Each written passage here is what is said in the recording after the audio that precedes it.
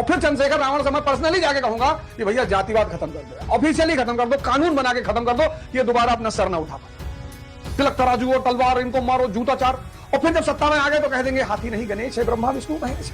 लब का अंगूठा मांग लिया, लब का अंगूठा मांग लिया। इतनी नफरत तो नहीं फैलनी चाहिए ना देश में।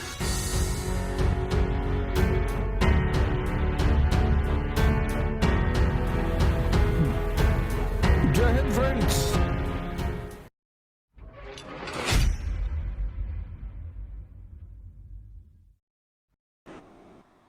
जैसा हमारे संघ के मुखिया हैं मोहन भागवत जी, बहुत ज्ञानी हैं, बहुत सम्माननीय हैं, उन्होंने कहा जाति ब्राह्मणों ने बनाई है। और आजकल तो जो दौर चल रहा है, एक्चुअली ब्राह्मणों को गाली देना बहुत आसान है, कम जनसंख्या है, ज्यादा अचीवमेंट है,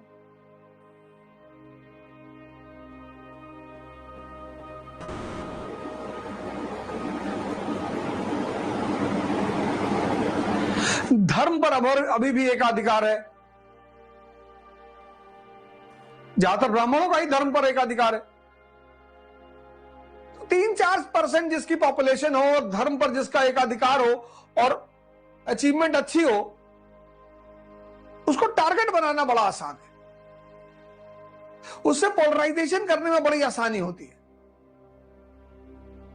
एक दलित लीडर हैं कोई दक्षिण के, बता रहे थे 1884 में कांग्रेस पैदा हुई और तिलक तो SC ST OBC के एकदम दुश्मन। विपिन चंद्रा पढ़िएगा, जाति, पहले तो आप थोड़ा सा, मैं यहां पर आपको एक चीज बता दूं कि जाति व्यवस्था और जातिवाद दोनों बिल्कुल अलग चीज है। कास्ट सिस्टम और कास्टिसिज्म, ये दोनों अलग अलग बातें हैं। आप कहोगे अलग कैसे है? ये पैदा हुई गुप्त काल में और ये पैदा हुआ ब्रिटिश काल में।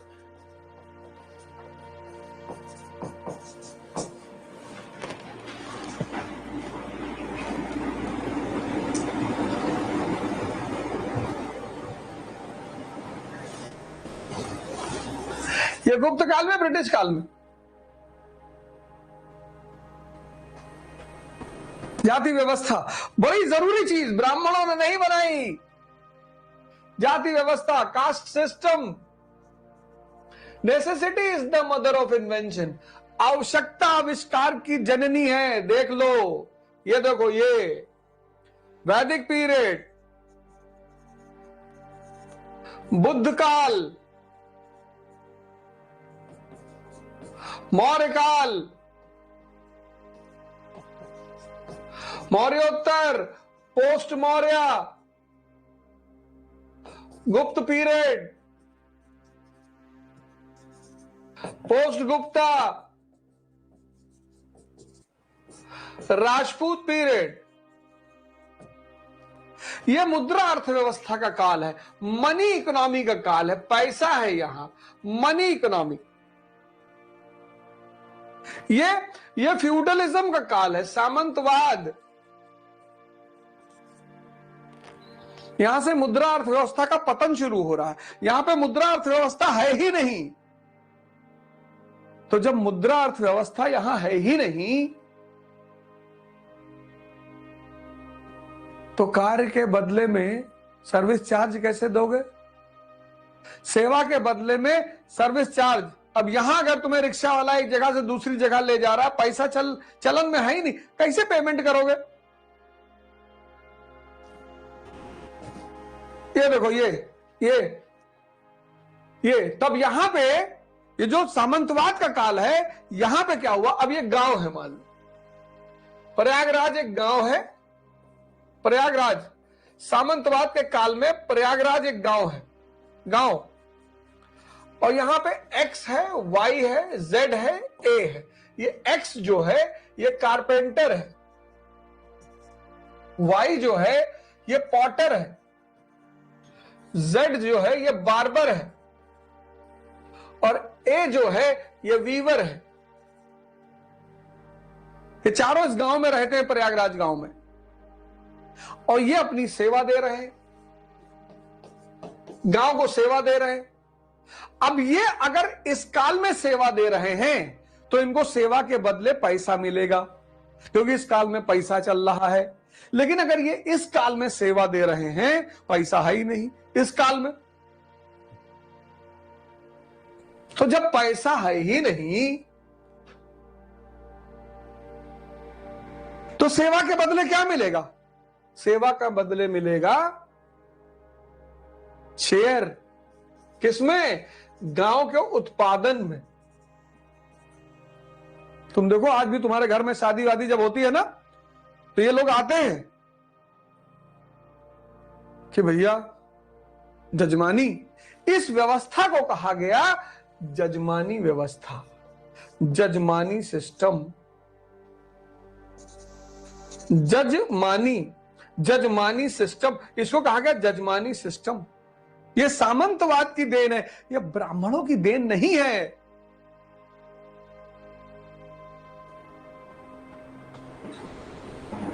ये देखो, ये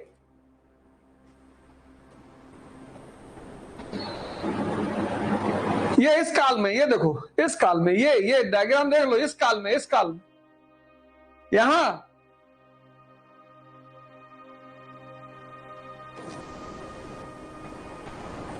तो कहा गया जजमानी। इसी ने आत्मनिर्भर गांवों को जन्म दिया, सेल्फ सफिशिएंट विलेज। लेकिन 2024 का चुनाव है और ब्राह्मणों पे हमला करके सबसे ज्यादा पोलराइजेशन किया जा सकता है। तिलक तराजू और तलवार, इनको मारो, जूता चार, और फिर जब सत्ता में आ गए तो कह देंगे हाथी नहीं गणेश है, ब्रह्मा विष्णु महेश है। सभी करते हैं। आप देखो खोल के। हाँ मनुवादी, अरे कौन मनुवादी की चल रही है? SC/ST एक्ट लग जाएगा तुरंत।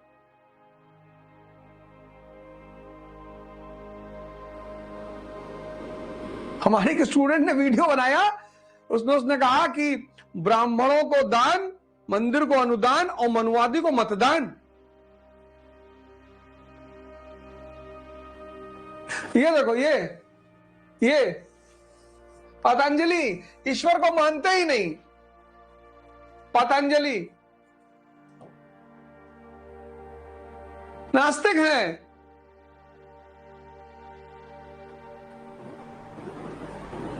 रामानंद मध्यकाल के बहुत बड़े संत हैं। रामानंद ब्राह्मण हैं, कबीर इनके शिष्य हैं, गुरु रविदास इनके शिष्य हैं, सब लोअर कास्ट इनके शिष्य हैं।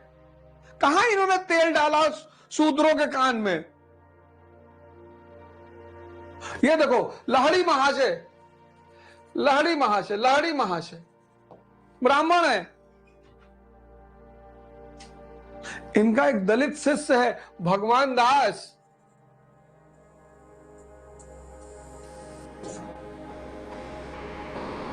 उसको अपने बगल गद्दी पर बिठाते हैं। चेक कर लो ये सब। कहां इसके कान में तेल सीसा डाला खोलता हुआ? परमहंस, रामकृष्ण परमहंस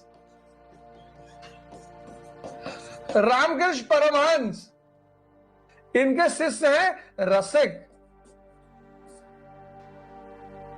अछूत हैं, उनके घर में जाके झाड़ू लगाते हैं। पता कर लो।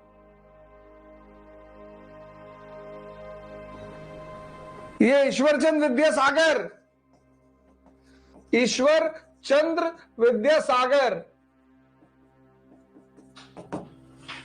सरकारी नौकरी छोड़ के संस्कृत विद्यालय खोल रहे हैं दलितों के लिए।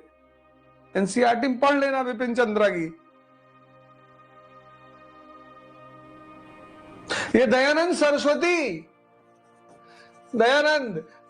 सरस्वती ब्राह्मण है। कितनी बार इनके ऊपर बम फेंका गया?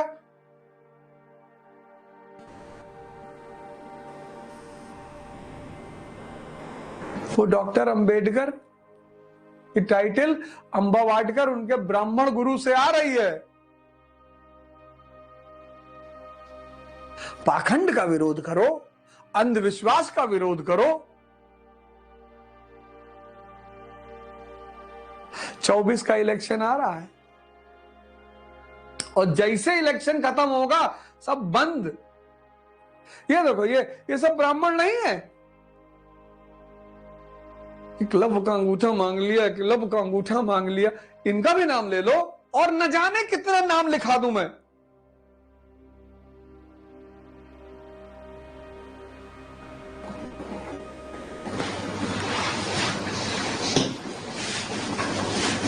और न जाने कितने नाम लिखा दूं मैं।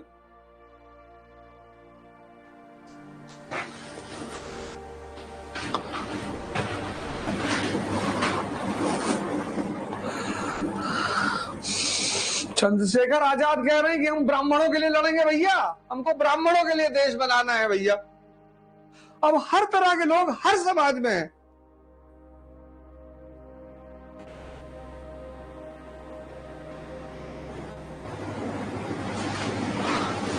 इतनी नफरत तो नहीं फैलनी चाहिए ना देश में। तो अब देखो जातिवाद जो है, अब जातिवाद, जातिवाद, जाति व्यवस्था, यह है जाति व्यवस्था। समझ लो आज ये क्यों पैदा हुई। कम से कम तुम लोग तो पढ़े लिखे हो यार, मतलब तुम्हारे हाथ में देश है। बाकी तो खैर जो मन में आए करो, हमें क्या लेना देना है, हम कौन सा वो कर रहे हैं। लेकिन